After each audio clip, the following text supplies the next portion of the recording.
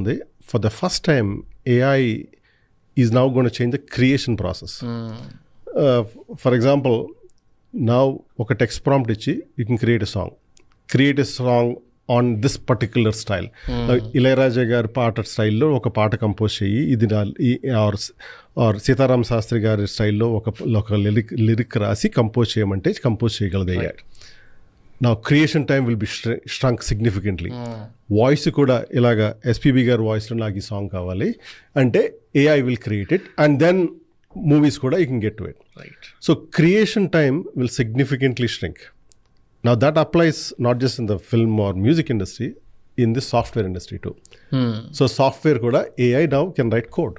ఇప్పుడు 40,000 కంపెనీలు ఉన్నాయి సాఫ్ట్వేర్ కంపెనీలు. మేబీ 4 లక్షల కంపెనీలు చూస్తాం. బికాజ్ ఒక సాఫ్ట్వేర్ తయారు చేయడం ఈజీ అవుతే ప్రతి ఒక్కళ్ళు తయారు చేస్తారు.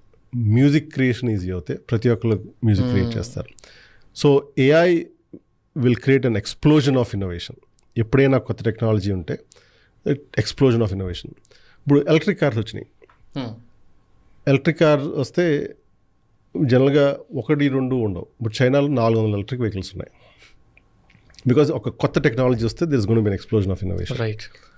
అండ్ AI అనేది కొత్త టెక్నాలజీ. ఇప్పుడు explosion of innovation is gonna come, and that will disrupt not just the other industries, not just the technology industry, because software anta easy aitundi, but other industries, adjacent industries too.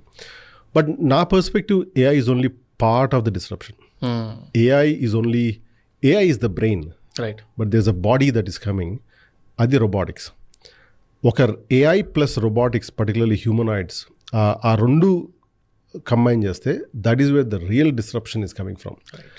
I think next 10-20 years is going to be extremely exciting as a technologist, and also extremely scary at the same time. I mean, I'm excited about AI. So that's where the previous markets, previous disruptions, inta mundu vachina disruptions, ee disruption completely different.